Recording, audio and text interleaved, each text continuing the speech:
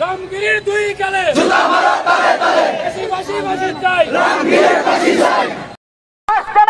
তারা নবীকে মহব্বত করে, যারা নবীর আখলাক জানে তারা নবীকে মহব্বত করে।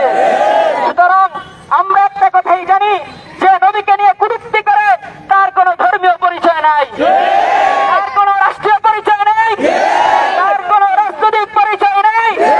তার একটাই পরিচয়, সে হলো রাসূলের দুশমন, মানবতার দুশমন, ইসলামের দুশমন। প্রিয় উপস্থিতি, আল্লাহ পাক কোরআনের মধ্যে বলেন ওমা আরসালনাকা ইল্লা রাহমাতাল লিল আলামিন। আমার নবী সাল্লাল্লাহু আলাইহি সাল্লাম হলেন গোটা বিশ্বের জন্য রহমত। আমার নবী যেমনি হবে মুসলমানদের জন্য রহমত, তেমনি হবে হিন্দুদের জন্য রহমত, তেমনি হবে খ্রিস্টানদের জন্য রহমত, তেমনি হবে বাংলাদেশের জন্য রহমত, তেমনি হবে ভারতের জন্য রহমত, তেমনি হবে আমেরিকার জন্য রহমত। সুতরাং নবীকে কটূক্তি করা এটা শুধু ইসলামের উপর আঘাত হানা নয়, বরং এটা ইসলামী সভ্যতার উপর আঘাত হানা হয়। প্রিয় উপস্থিতি, আমরা মোদী সরকারকে জানিয়ে দিতে চাই, আপনি আফগানিস্তানের দিকে তাকান, তাকিয়ে দেখুন সেখান থেকে বিশ্বের পরাশক্তি আমেরিকা লাঠিডান্ডার বাড়ি খেয়ে পালাতে বাধ্য হয়েছে। মোদীকে বলবো তুমি তোমার দুটি সামলাও, তুমি তোমার দুটি সামলাও।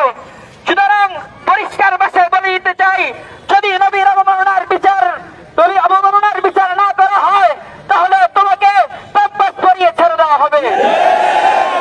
সরকারকে কাছে আহ্বান জানাই, রাষ্ট্রীয়ভাবে ভারতকে জানিয়ে দেন বাংলাদেশ নবীর অবমাননার বিচার চায়। যদি নবীর অবমাননার বিচার না করা হয় তাহলে বাংলাদেশ থেকে ভারতের দূতাবাসকে ফিরিয়ে দেওয়া হবে, ভারতের দূতাবাসকে ফিরিয়ে দেওয়া হবে।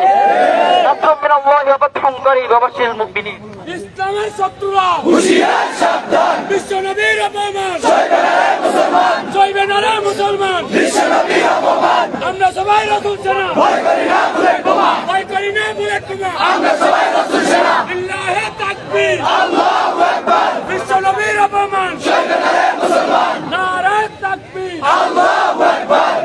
রামগিরির দুই কালে জুতা মারো